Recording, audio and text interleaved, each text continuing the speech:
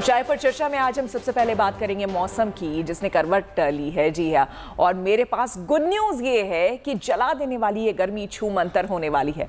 राहत के बाद बरसने वाले हैं बादल, पारा गोते लगाने वाला है। अदिति जी हाँ, और ये गुड न्यूज़ केवल दिल्ली वालों के लिए नहीं है, बल्कि उत्तर पश्चिम भारत के कई इलाकों और पहाड़ी राज्यों में भी मेघा बरसने वाले हैं। अगले 4 से 5 दिन के मौसम में ये बदलाव देखने को मिलेगा। भले ही गर्मी का मौसम अभी खत्म नहीं होगा, लेकिन बारिश वाले ये छोटे छोटे ब्रेक आपको तरोताज़ा कर देंगे।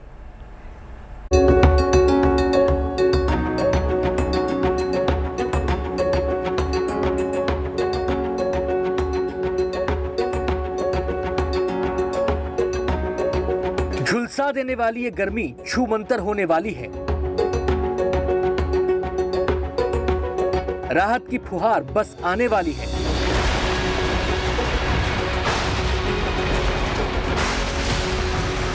बस 2 दिन का इंतजार है, फिर बारिश की बहार है। हिंदुस्तान में इस समय भीषण गर्मी पड़ रही है। उत्तर पश्चिम भारत इस समय गर्म हवाओं के थपेड़ों से झुलस रहा है। लोग राहत की दुआ कर रहे हैं।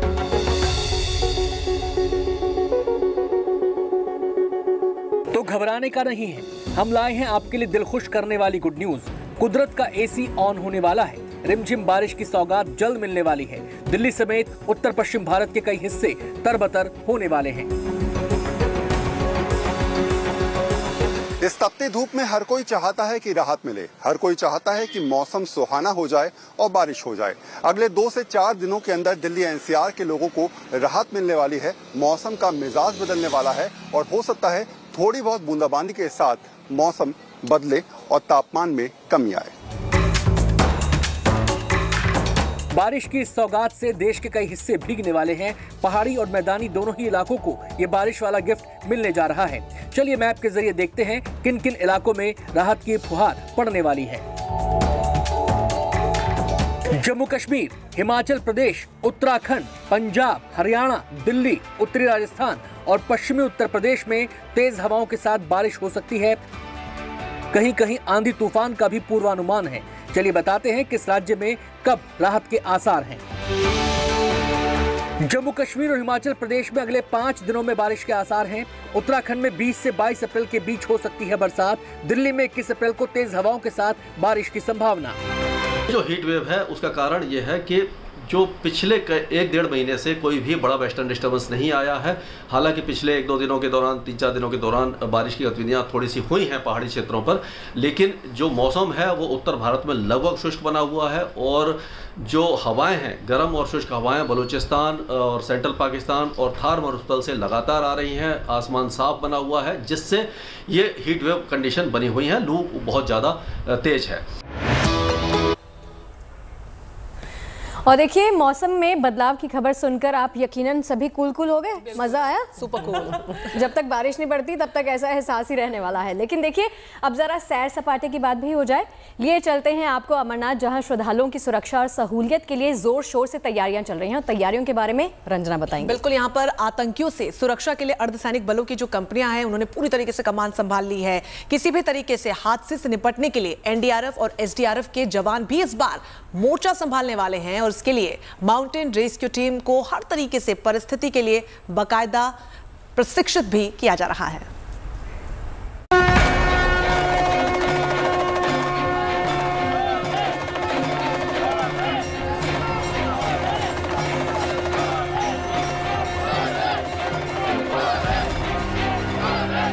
अमरनाथ यात्रा की तारीख की घोषणा के साथ ही प्रशासन ने तैयारियां तेज कर दी है। हौसले और हिम्मत से भरे जवानों के ट्रेनिंग की ये तस्वीरें उन्हीं तैयारियों में से एक हैं। चाहे तेज बारिश में रेस्क्यू करना हो, चाहे पहाड़ से फिसलने वाले यात्रियों को बचाना हो, चाहे नदी पार करनी हो, या फिर पहाड़ चढ़कर रेस्क्यू करना हो, देश भर से एनडीआरएफ और एसडीआरएफ के जवानों को अमरनाथ यात्रा के दौरान रेस्क्यू ऑपरेशन के लिए खास तौर पर तैयार किया जा रहा है। जम्मू कश्मीर पुलिस की माउंटेन रेस्क्यू टीम और सीआरपीएफ भी इस ऑपरेशन का हिस्सा होगी। सिचुएशन बनती है तो कैसे निकाला जाए किसी को भी, और उसके लिए विशेष जो है तरीके जो है सिखाए जा रहे हैं। इस साल अमरनाथ यात्रा 30 जून से शुरू होकर 11 अगस्त तक चलेगी। कोरोना की वजह से 2 साल तक यात्रा संभव नहीं हो पाई थी, लिहाजा इस बार जब यात्रा होने जा रही है तो माना जा रहा है कि श्रद्धालु बड़ी तादाद में बाबा बर्फानी के दर्शन को जाएंगे। और अगर यात्रा के दौरान किसी भी तरह का कोई हादसा होता है तो जम्मू कश्मीर पुलिस, सीआरपीएफ के साथ एनडीआरएफ और एसडीआरएफ के जवान हर पल, हर कदम बचाने के लिए मुस्तैद रहेंगे और इसके लिए उन्हें बाकायदा ट्रेनिंग दी जा रही है। इन जवानों को 2 पहाड़ियों के बीच एक छोर से दूसरे छोर तक पहुंचाने के गुर सिखाए जा रहे हैं। रोपवे के जरिए किए जाने वाले इस रेस्क्यू को high altitude travel and travels कहते हैं। इस तरह का रेस्क्यू कम दूरी के लिए किया जाता है। ज्यादा दूरी वाले रेस्क्यू के लिए भी इन्हें ट्रेनिंग दी जा रही है। इस तरह के रेस्क्यू को जिप लाइन कहा जाता है। जिप लाइन रेस्क्यू को बैठकर और लेटकर अंजाम दिया जाता है। नई एनडीआरएफ की जो बटालियन इधर जेएंडके के लिए तैनात हो रही है, उनको इधर के जो जितने भी आपदा वगैरह आती है उनको इसका नॉलेज नहीं था, उसके लिए हमने प्रॉपर उनको तैयार कर रखा है। वो किसी भी कोई भी डिजास्टर होगा, जैसे अमरनाथ यात्रा में कोई भी डिजास्टर होगा, वो उसके लिए वो डिजास्टर को निभाने के लिए वो सक्षम है। रोप से हम उसको with the help of rope उसको हम कैसे हम सर्वाइव मतलब उसको हम लाते हैं नीचे से। जब वो नीचे गिर जाता है तो कैसे हम उसको मतलब उसको ये करते हैं सर्वाइव, मतलब उसको सेव करते हैं, रेस्क्यू करते हैं। इस तरह के माउंटेन रेस्क्यू के कई प्रशिक्षणों से एनडीआरएफ और एसडीआरएफ के 70 जवानों को प्रशिक्षित करवाया जा रहा है। प्रशिक्षण में पहाड़ चढ़ना, बचाव और तलाशी अभियान के साथ साथ लाइव प्रदर्शन करना शामिल है। लैंडस्लाइड या फिर किसी दूसरी आपदा में फंसे लोगों को बचाना भी इसका हिस्सा है। अमरनाथ यात्रा मार्ग पर चिन्हित 1 दर्जन स्थलों पर इन जवानों को तैनात किया जाएगा। Bureau report, good news today. Aditi, vacations के लिए होटल बुकिंग हो रही है क्या? नहीं, एक्चुअली एक फ्लाइट सर्विस का मैसेज आया है कि फ्लाइट्स जो है सस्ती हो गई हैं, तो अगर बुकिंग कराना चाहे तो करवा सकते हैं। आई मीन छुट्टियों का प्लान तो बन रहा है। Wow, that's great. लोगों को क्या बता रही हैं आप? एक्चुअली ना बात सैर सपाटे की हो रही है, तो आपको अमरनाथ लिए चलते हैं। क्या कहते हैं, दार्जिलिंग चले? मैदानों में गर्मी तो पड़ी रही है, तो लोग पहाड़ी इलाकों का रुख कर रहे हैं और सैलानियों की तादाद लगातार बढ़ती जा रही है। दार्जिलिंग में भी भारी संख्या में टूरिस्ट पहुंच रहे हैं। चलिए, दार्जिलिंग की बात हो रही है तो आपको एक गुड न्यूज़ दे देते हैं। दरअसल दार्जिलिंग में एक सैलानियों के लिए नई सुविधा जो है वहां शुरू की गई है। टॉय ट्रेन चलाने का यहां फैसला किया गया है ताकि हर यात्री टॉय ट्रेन में सैर का लुत्फ उठा सके। न्यू जलपाईगुड़ी से दार्जिलिंग के बीच टॉय ट्रेन की यह सुविधा जल्द ही शुरू होने जा रही है। मैदानी इलाकों में पड़ रही भीषण गर्मी से राहत पाने के लिए पहाड़ों का रुख कर रहे सैलानियों को जल्द ही शुभ सौगात मिलने वाली है। पश्चिम बंगाल के दार्जिलिंग की खूबसूरत वादियों में सैलानियों की बढ़ती संख्या को देखते हुए दार्जिलिंग हिमालय रेलवे ने न्यू जलपाईगुड़ी से दार्जिलिंग के बीच एक और टॉय ट्रेन चलाने का फैसला किया है। दार्जिलिंग और घुम स्टेशनों के बीच अब तक जॉय राइड ट्रेन सेवाओं की संख्या 6 से बढ़कर 10 कर दी गई है। बावजूद इसके न्यू जलपाईगुड़ी से दार्जिलिंग के बीच अब भी एक ही टॉय ट्रेन चल रही है और एक टॉय ट्रेन जंगलों को चीरते हुए सिलीगुड़ी से रोंगटोंग के बीच सैलानियों को सैर कराती है।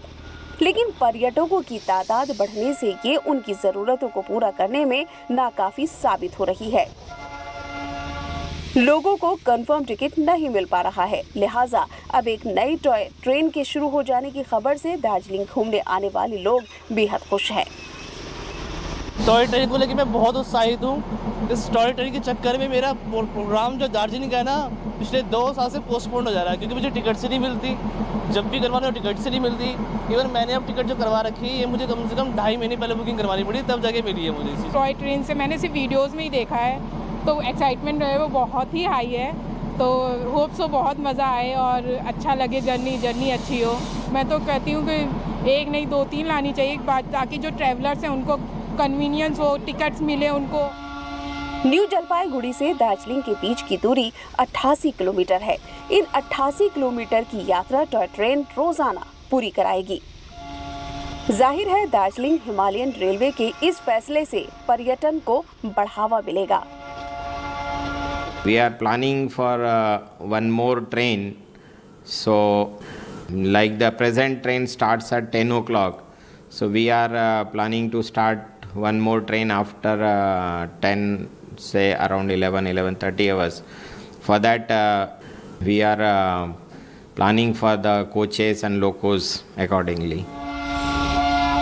पश्चिम बंगाल के इस हिमालयी शहर में टॉय ट्रेन का खासा क्रेज रहता है।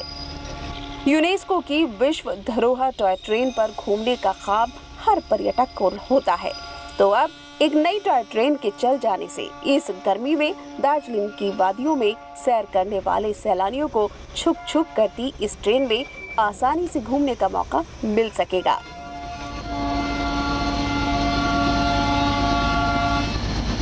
Bureau report, good news today. चलिए एक बड़ी खबर उत्तराखंड से सामने आ रही है। उत्तराखंड में चमोली और हेमकुंड साहिब मार्ग के बीच ग्लेशियर टूटने से अनोखी तस्वीर सामने आई है।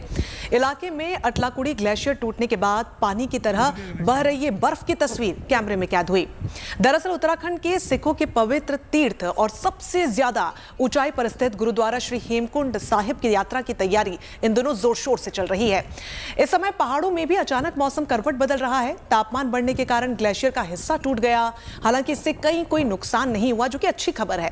बताया जाता है कि हेमकुंड साहिब यात्रा मार्ग में अटलाकुड़ी से हेमकुंड साहिब तक बहुत बड़ा ग्लेशियर का हिस्सा हर साल यहां पर पसरा रहता है, जिसे हटाकर सेना के जवान यात्रा के लिए रास्ता बनाते हैं। लेकिन इस बार ग्लेशियर का कुछ हिस्सा खुद ही टूट गया। अच्छी खबर यह है कि इससे किसी को कोई नुकसान नहीं पहुंचा है। और चलिए फिलहाल रुकेंगे छोटे से ब्रेक के लिए। एक बात बताइए, मकड़ियाँ, स्पाइडर्स में इंटरेस्ट है आपका?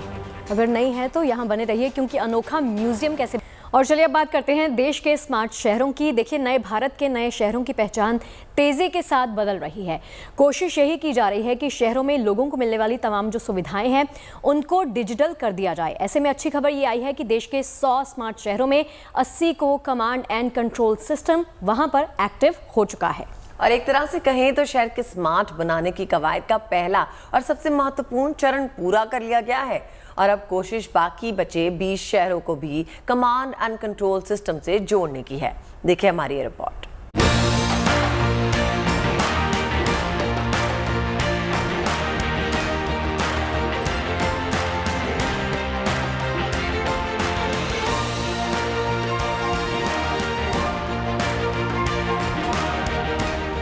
न बिजली की टेंशन, न पानी की किल्लत, साफ सुथरी सड़कें और ट्रैफिक से लेकर हर सुविधा हाईटेक। शहरों की ऐसी स्मार्टनेस जो कल तक ख्वाब सी थी, अब हकीकत बनने के बेहद करीब है। खुशखबरी यह है कि जल्द ही देश को उसके 100 स्मार्ट शहर मिलने वाले हैं।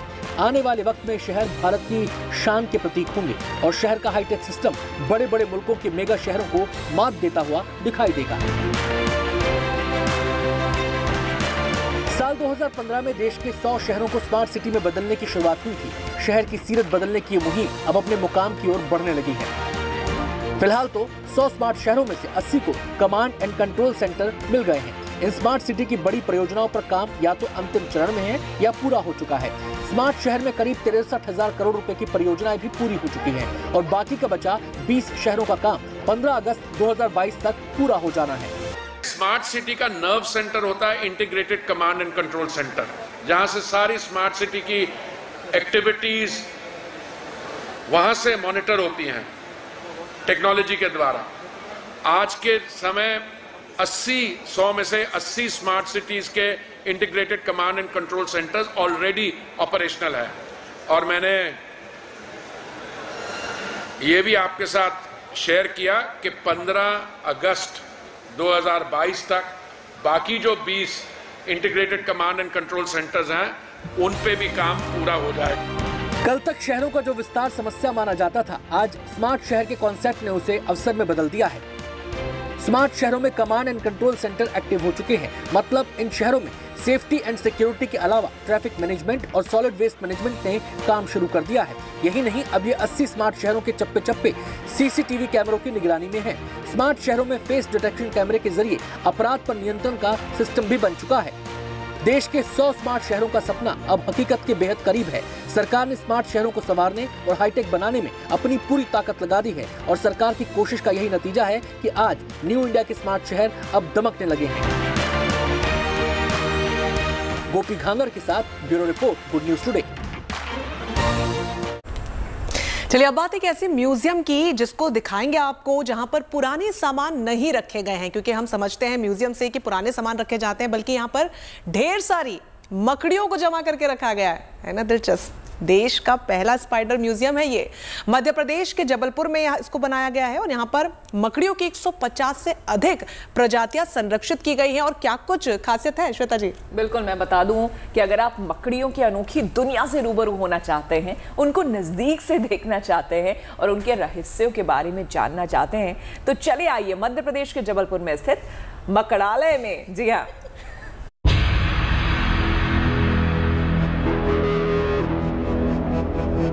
ऐसी मकड़ियां जिनके जाल का इस्तेमाल बुलेट प्रूफ जैकेट बनाने में होता है। ऐसी मकड़ियां जिनके जाल से मिला माल एयरक्राफ्ट में भी इस्तेमाल होता है। ऐसी मकड़ियां जो सीमा पर घुसपैठ रोकने में हो सकती हैं मददगार। ऐसी मकड़ियां जिनका जहर कोबरा के जहर से भी ज्यादा है खतरनाक। और ऐसी भी है मकड़ियां जो करती हैं फसलों की रक्षा। जबलपुर के ट्रॉपिकल फॉरेस्ट रिसर्च इंस्टीट्यूट में बने आर्कनेरियम यानी मकड़ी म्यूजियम में मकड़ियों के अनूठे संसार के बारे में ऐसी शानदार जानकारियां मिलती हैं जिनके बारे में जानकर लोग हैरान हो सकते हैं।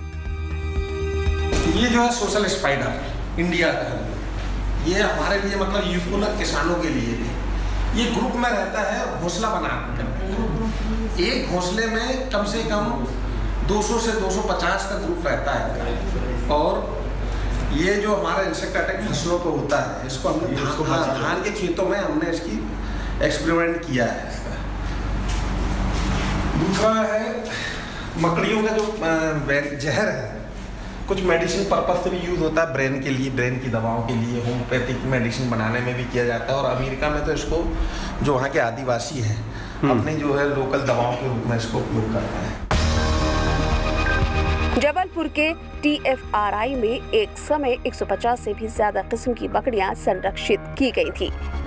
फिलहाल यहाँ मकड़ियों की उतनी तादाद तो नहीं है, लेकिन उनके संरक्षण की कोशिशें जारी हैं ताकि जिन मकड़ियों से लोग भय खाते हैं उनके फायदों के बारे में पता चले, खास तौर से खेती में इनका उचित इस्तेमाल हो सके।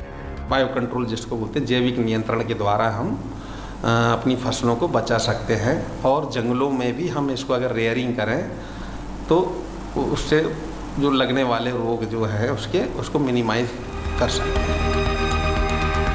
जानकारों की माने तो दुनिया भर में 46,000 से भी ज्यादा किस्म की मकड़ियां पाई जाती है। जरूरत इस बात की है कि लोग इस अनोखे प्रणाली के बारे में जानें और इस जानकारी को आगे भी बढ़ाएं ताकि दुनिया इनके रहस्य से अनजान न रह पाए। Bureau report, good news today. चाय पर चर्चा में फिलहाल वक्त हो चला एक छोटे से ब्रेक का, लेकिन ब्रेक के बाद आपको दिखाएंगे एक देखिए, चाय पर चर्चा हमारे शो का नाम है, तो मैंने सोचा इसी से जुड़ी एक खास खबर आपके लिए लेकर आऊं। आपने सुनी थी वो न्यूज की MBA चाय वाला, जो MBA वाला लड़का, पूरी टीम है ना, तो ऐसा ही कुछ और सिलसिला सामने आया है। देखिए, आज हम आपकी मुलाकात करवाने जा रहे हैं पटना की ग्रेजुएट चाय वाली। इनकी चाय की दुकान तो फेमस हो ही गई है, इनकी चर्चा पूरे शहर में भी की जा रही है। क्यों श्वेता? बिल्कुल, और चूंकि जो कि पटना के रहने वाले हैं, खास करके उनको बता दें कि विमेंस कॉलेज के आसपास किसी चाय के स्टॉल पर लोगों की भीड़ दिख रही है, तो समझ जाइएगा कि ये टी स्टॉल 24 साल की ग्रेजुएट प्रियंका गुप्ता की है और वहां जाकर जरूर चाय पीजिएगा। देखिए पहले ये रिपोर्ट।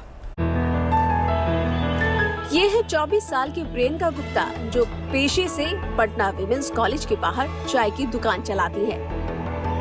लेकिन आप इन्हें कोई आम चाय वाला समझने की गलती बिल्कुल मत करिएगा, क्योंकि प्रियंका ग्रेजुएट है। उन्होंने वाराणसी से महात्मा गांधी काशी विद्यापीठ से अर्थशास्त्र में ग्रेजुएशन किया है। मैं एक्चुअली पूर्णिया डिस्ट्रिक्ट की रहने वाली हूँ। मेरी पढ़ाई लिखाई सारी बनारस से हुई है और मैं ग्रेजुएट हूँ 2019 में इकोनॉमिक्स से, बनारस महात्मा गांधी काशी विद्यापीठ से। और उसके बाद 2 साल बैंक एग्जाम की तैयारी करी। फिर उसके बाद जब वहाँ से कुछ नहीं हुआ तो सोचा कुछ डिफरेंट करना है, आत्मनिर्भर बनना है। पटना कॉलेज के बाहर इन दिनों प्रियंका की इस चाय की दुकान पर लोगों का मजमा जुट रहा है। लोग जमकर ग्रेजुएट चाय वाली प्रियंका के हाथों से बनी चाय का मजा भी जमकर ले रहे हैं, क्योंकि प्रियंका की इस चाय की दुकान पर अलग अलग किस्म की चाय मौजूद है। हालांकि प्रियंका ने भी आम छात्रों की तरह ही काफी जिद्दोजहद की है। 2 साल से वो लगातार अलग अलग एग्जाम की तैयारी कर रही थी, लेकिन जब परीक्षा में बात नहीं बनी तो आत्मनिर्भर बनने का फैसला कर लिया और घर वापस लौटने की जगह चाय का ठेला लगाकर रोजी रोटी कमानी शुरू कर ली। ग्रेजुएशन के बाद 2 साल मैंने बहुत मेहनत की गवर्नमेंट जॉब के प्रिपरेशन में, तो नहीं हो पाया उधर। तो ठीक है, नहीं हो पाया तो अब मुझे लगा ना कि अब इधर ज़्यादा टाइम नहीं देना चाहिए, क्योंकि मुझे रिजल्ट पता था। इतना प्रिपेयर करने के बाद भी अगर मार्क्स नहीं आ रहे हैं तो ठीक है, मैंने सोचा कि कुछ और करते हैं। प्रियंका की इस फैसले के पीछे MBA चायवाला के नाम से मशहूर प्रफुल्ल बिल्लौर भी एक वजह है, क्योंकि प्रियंका उन्हें अपना आदर्श मानती है। अब मेरे ऊपर से अनएम्प्लॉयड का टैग हट गया, अब सेल्फ एम्प्लॉयड का टैग लग गया। सेल्फ एम्प्लॉयड आप हो चुकी है? Yes sir. ये स्टार्टअप शुरू हो चुका है? यस सर, ऑब्वियसली शुरू हो चुका है। अच्छा चल रहा है, रिस्पांस अच्छा आ रहा है, सबका सपोर्ट भी बहुत मिल रहा है। प्रियंका भी MBA चाय वाले की तरह ही अपनी जिंदगी में आत्मनिर्भर बनकर तरक्की और कामयाबी की मंजिल को हासिल करना चाहती है। हालांकि ये आसान बिल्कुल नहीं है, लेकिन प्रियंका ने फैसला कर लिया है कि अपनी चाय की दुकान से वो आगे का सफर तय करने की ठान चुकी है। पटना से रोहित कुमार सिंह के साथ bureau report, good news today. और अब आपको हौसले से भर देने वाली कहानी दिखाते हैं। ये कहानी आपको बताती है कि अगर इरादा मजबूत हो तो मुश्किलें रास्ते रोकती नहीं है, मंजिल तक पहुंचने का हौसला देती हैं। ये कहानी मणिपुर की एक मार्शल आर्ट्स फाइटर की है, जिसके घुटनों में चोट लगने के कारण सर्जरी हुई और सर्जरी के चंद दिन बाद ही उसने गामा चैंपियनशिप में भारत के लिए गोल्ड हासिल किया। परिवार की खस्ता माली हालत भी उसके जज्बे को कम नहीं कर पाई।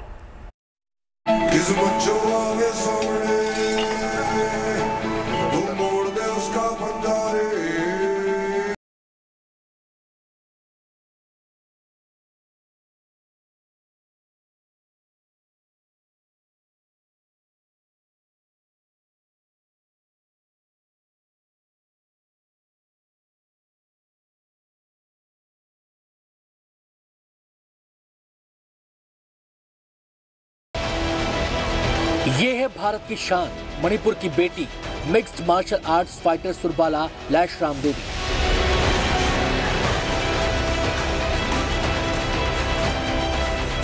सुरबाला ने गामा वर्ल्ड चैंपियनशिप में पिछले महीने गोल्ड जीता था और इसे जीतने के साथ ही वो गामा वर्ल्ड चैंपियनशिप में गोल्ड जीतने वाली पहली भारतीय फाइटर का तमगा हासिल कर चुकी है।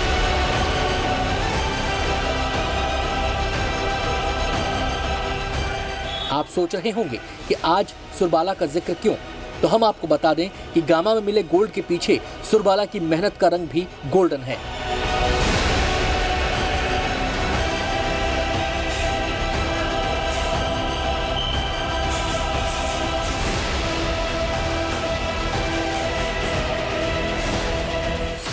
मणिपुर के थौबुल जिले के खांगबोक गांव के इस घर की अलमारी में रखे ये मेडल्स गवाही दे रहे हैं सुरबाला की मेहनत की। गामा चैंपियनशिप जीतने से पहले सुरबाला के घुटनों का ऑपरेशन हुआ, ट्रेनिंग 2 साल के लिए थम गई, मगर धारा के विपरीत बहकर वर्ल्ड MMA चैंपियन सुरबाला देश के लिए गामा से गोल्ड ले आए।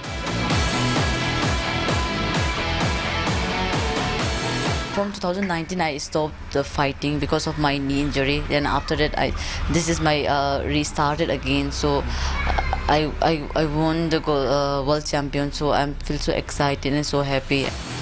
बायोकेमिस्ट्री में ग्रेजुएट सुरबाला इस जीत के बाद MMA में अपने करियर को और धार देने के लिए प्रो कैटेगरी में खेलना शुरू कर रही हैं।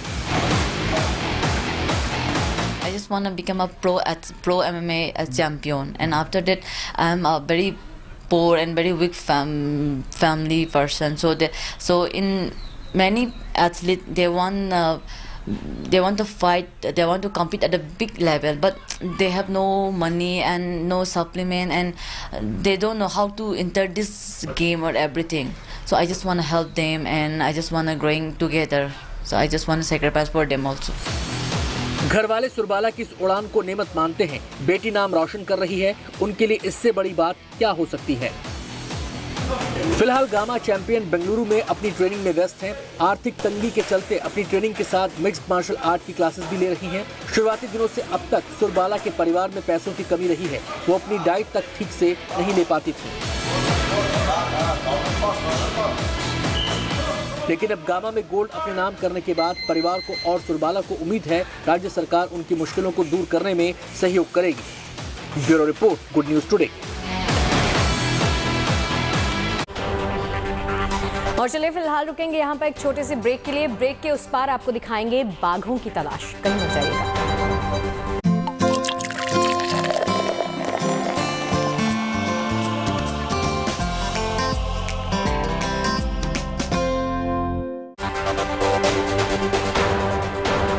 और अब बात कर लेते हैं बाघों की। देश के नेशनल पार्क्स में बाघों की तादाद बढ़ती है तो खुशी होती है, और बाघों के शिकार या फिर उन पर किसी खतरे की खबर आती है तो मायूसी होती है। लेकिन अब एक अच्छी खबर है, और वो ये कि रणथंभौर नेशनल पार्क से गायब बाघों का पता लगाने के लिए बड़ी पहल की गई है।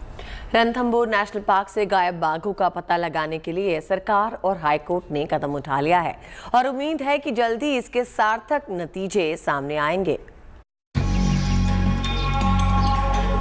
सवाई माधोपुर का रणथंभौर नेशनल पार्क एक बार फिर सुर्खियों में है, और इस बार एक अच्छी वजह से। गुड न्यूज ये है कि यहाँ से लापता बाघों की तलाश अब जोर शोर से शुरू की जा रही है, क्योंकि न सिर्फ सरकार बल्कि अदालत भी इस मामले को लेकर हरकत में आ गई है। नेशनल टाइगर कंजर्वेशन अथॉरिटी और राजस्थान हाईकोर्ट की ओर से विशेष समितियां बनाई गई हैं, जो यहां से लापता बाघों के बारे में पड़ताल करेंगी। एनटीसीए की समिति में 2 आला अफसर शामिल हैं, जबकि हाईकोर्ट ने 2 वकीलों को इस मामले में न्याय मित्र बनाया है। एनटीसीए और हाईकोर्ट की समितियां रणथंभौर का दौरा कर वन विभाग के अधिकारियों से पूछताछ करेंगी और फिर अपनी रिपोर्ट सरकार और हाईकोर्ट को सौंपेंगी। रणथंभौर नेशनल पार्क से 3 बाघ, 1 बाघिन और 2 शावक करीब 2 साल से ज्यादा समय से गायब हैं, जबकि पिछले 15 साल में कितने ही बाघों के यहाँ से गुम हो जाने की खबरें आई हैं। देश ही नहीं दुनिया भर में बाघों के लिए मशहूर रणथंभौर अभयारण्य में वैसे तो बाघों की तादाद कम नहीं है। बताया जाता है कि यहाँ लगभग 65 बाघ, बाघिनें और शावक हैं, लेकिन बीते वर्षों में यहाँ से बाघों के गायब होने की खबरों ने सरकार और अदालत को चिंता में डाल दिया है। बाघों के गायब होने की खबरें मीडिया में आने के बाद विधानसभा में भी ये मुद्दा उठ चुका है। लिहाजा प्रशासन और अदालत ने कार्रवाई शुरू की, तो उम्मीद है जल्द ही बाघों के गायब होने की गुत्थी सुलझेगी और इनकी सुरक्षा भी मजबूत की जा सकेगी। Sunil Joshi, Sawai Madhopur, good news today. Ranjana, मुझे बताओ कि थिएटर से तुम्हें कितना लगाव है? काफ़ी। जाना चाहोगी? जाना तो बहुत चाहती हूँ, लेकिन आपको तो पता ही है जा नहीं पाते हैं। हाल ही में आप हालांकि फिल्म जरूर देख कर आई हैं। जा सकती हो? बिल्कुल नहीं। चलो तुम गुरुवार और शुक्रवार को जाया करो, ठीक है? चलिए अब आप सभी को लेकर चलते हैं जम्मू कश्मीर, और जो खबर हम आपको दिखाने जा रहे हैं वो भी थिएटर प्रेमियों के दिल को सुकून जरूर देगी, क्योंकि ये कहानी एक थिएटर लवर की है जिन्होंने मुश्किल से मुश्किल हालात में कभी थिएटर को मरने कैसे नहीं दिया, वो रंजना बताएंगी। बिल्कुल, वो दौर चाहे आतंकवाद के चरम का ही क्यों ना हो या फिर कोरोना का संकट काल ही क्यों ना हो, इस थिएटर लवर ने थिएटर को हमेशा जिंदा रखा। थिएटर की कश्मीर की गहरी जड़ें रही, लेकिन वक्त के साथ हालात बदलते गए। ये साहब विपरीत हालात में भी इसे जिंदा रखने में जुटे रहे। कैसे, इस रिपोर्ट में देखिए। क्या सौगात लेके आया है तुम्हारे लिए? क्या तुम्हारे लिए सब खैर तो है ना? रहीम ने ठेकेदार का सारा कर्ज चुका है। थिएटर कश्मीर की संस्कृति का अभिन्न अंग है, और थिएटर संस्कृति को यहाँ हर हाल में जिंदा रखने में जुटे हैं मुश्ताक अली अहमद खान। जो खुद न सिर्फ यहाँ के जाने माने कलाकार हैं बल्कि थिएटर डायरेक्टर भी हैं। मेरा बेटा, मेरा लाल। इसको कहते हैं कश्मीर जब आतंक में सिर से पैर तक डूबा था तब भी, कश्मीर जब कोरोना से जूझ रहा था तब भी मुश्ताक ने ड्रामा नाटक थिएटर बंद नहीं होने दिया। मुश्ताक का कहना है कि किसी की मदद मिले या नहीं मिले, वो थिएटर संस्कृति को आने वाली पीढ़ी के लिए हर मुश्किल में जिंदा रखेंगे। जो मैं कर रहा हूँ या जो मैं कर सकता हूँ वो मैं करता रहूँगा, उसमें मुझे किसी को पूछना नहीं है। हाँ, कहीं कहीं पे हमें गवर्नमेंट इदारों की सपोर्ट की ज़रूरत रहती है।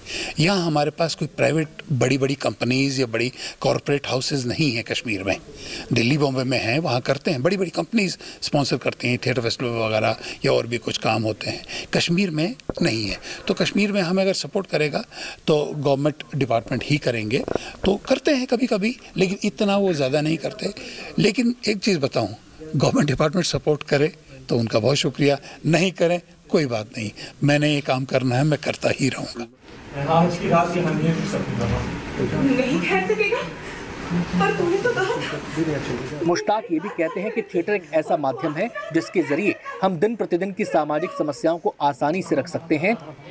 थिएटर को बढ़ावा देने के लिए मुश्ताक यहाँ सालों से थिएटर फेस्टिवल का आयोजन करवाते हैं ताकि कश्मीरियत का ये अंदाज भी सुरक्षित रहे और लोगों तक पहुँचे।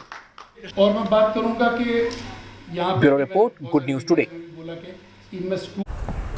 भैया आज आप लोगों ने कोई स्टोरी या रील डाली है या नहीं, पहले ये बताइए। बस अभी डालने वाली थी, आपने जैसे फुर्सत मिलेगी तो अब डालेंगे। हाँ, चाय पीने के बाद जब हम रिफ्रेश होते हैं तब डालते हैं। चलिए, तो ये तो थोड़ी देर में अपने इंस्टा रील्स अपडेट करेंगे या फिर स्टोरीज, लेकिन आपको बता दें कि सोशल मीडिया पे इस वक्त इंस्टा के सुपर हिट वीडियोस सामने आ चुके हैं। बहुत लोगों ने, बहुत स्टार्स ने डाल भी दिया होगा, जरा देखिए।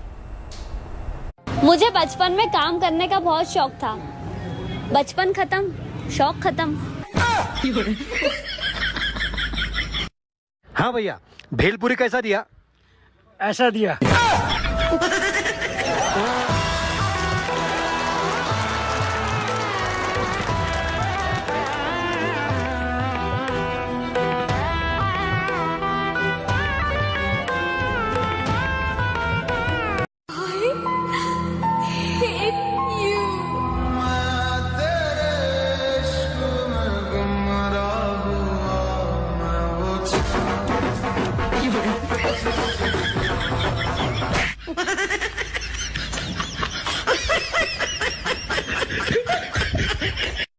क्या कर रहा है ब्रो? बदला ले रहा हूँ। किससे? वक्त से। वक्त ने मुझे बर्बाद किया, अब मैं वक्त बर्बाद कर रहा हूँ। वाह! I join you. Yes, that's how we do it, man. Waste of time. Bro, do you like it? Loving it. Waste management. अगर आपकी पत्नी आपका कहना नहीं मानती तो इतना ध्यान से मत सुनो। किसी की पत्नी नहीं मानती, इसका कोई इलाज नहीं है। हम लोग कितने प्रिटी लग रहे हैं ना। तो चलिए, इस उम्मीद के साथ कि कल की सुबह सुहानी होगी और शाम होगी कूल कूल। वक्त हो गया है आपसे इजाजत लेने का। देखिए, उम्मीद तो यही है कि मौसम करवट लेगा और कल हो सकती है रिमझिम फुहारों की तस्वीर सामने आ सकती है और साथ ही उसी रिमझिम के साथ एक और खास मुलाकात आप सभी से होगी। वैसे मौसम अच्छा हो जाए तो बात ही क्या है, लेकिन चाय पर चर्चा में तो मौसम हमेशा ही अच्छा रहता है क्योंकि हम आपके लिए ढेर सारी अच्छी खबरें झुलाते हैं। जी हाँ, देखिए, हमारी तो कोशिश यही रहती है कि आपके चेहरे पर मुस्कान किस तरह से लेकर आएं, आपको उम्मीदों से किस तरह से भर दें। कल फिर से आपके साथ मुलाकात होगी नई खबरों और कुछ अच्छी अच्छी तस्वीरों के साथ। रखिए अपना बहुत ख्याल, खुश रहिए, नमस्कार।